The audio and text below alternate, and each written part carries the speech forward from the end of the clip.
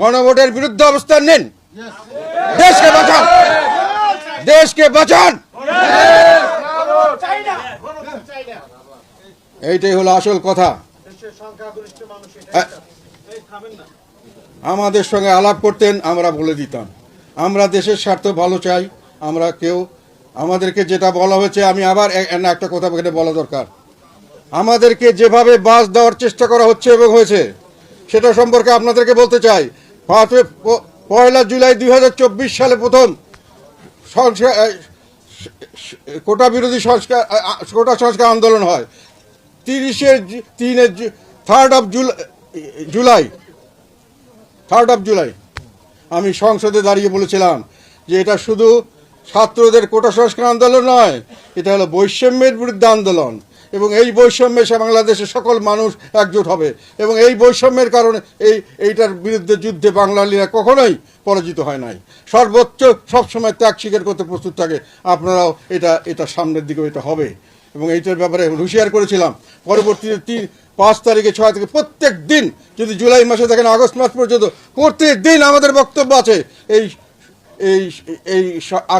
আন্দোলনের পক্ষে। এবং আমাদের রংপুরের লোককে আমি সরাসরি বলেছিলাম যে তোমরা সরাসরি রাস্তায় নেমে যাও। সব গাড়ি বলেছি, কিন্তু রংপুরে আমাদের সংগঠন বলেছিল আমরা ফ্ল্যাগ নিয়ে আমাদের ছাত্র সংগঠন প্রসেশন করেছে এই আন্দোলনের পক্ষে। আমাদের 2 ছেলে মারা গেছে, আমাদের 4 জন ছেলে অ্যারেস্টেড ছিল। একজন এখনও জুলাই যোদ্ধা, আমাদের আরিফ নামে একটা ছেলে, এখনও সে গেজেটেড জুলাই যোদ্ধা, আমাদের জাতীয় ছাত্র সমাজের সে হলো সেক্রেটারি। এবং আমরা সর্বাত্মকভাবে আমাদের দলই একমাত্র দল যারা প্রথম থেকে শেষ পর্যন্ত প্রতিদিন এই আন্দোলনের সঙ্গে ছিলাম। পেপার, টেলিভিশন কাটিং যদি থাকে পুরা জুলাই থেকে আগস্ট মাস পর্যন্ত প্রতিদিন দেখবেন। এবং আমরা একমাত্র দল যারা একসঙ্গে বসে আমরা বর্ধিত সভা থেকে আমরা এই আন্দোলনের পক্ষে আমরা সমর্থন দিয়েছিলাম পার্টির তরফ থেকে। আর অন্য দল হয়তো গোপনে সাপোর্ট করেছে, আমরা ওপেনলি সাপোর্ট করেছি।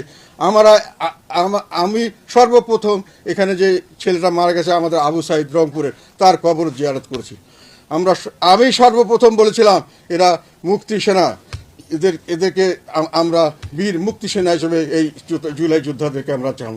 কিন্তু 2 মাস চলে যাওয়ার পরেই হঠাৎ করে দেখলাম যে এটা নাকি সাধারণ জনগণের আন্দোলন নয়, এগুলো কিছু মানুষের আন্দোলন, এবং সেখানে মেটিকুলাসলি ডিজাইন, সেখানে কেউ মাস্টার মাইন্ড, তাদের আবার কেউ নানান কিছু। তারা এখন আমরা বললো যে এনাদেরকে বাদ দিতে হবে। ওনারা বলার সঙ্গে সঙ্গে আমরা বাদ হয়ে গেলাম। আমাদেরকে সব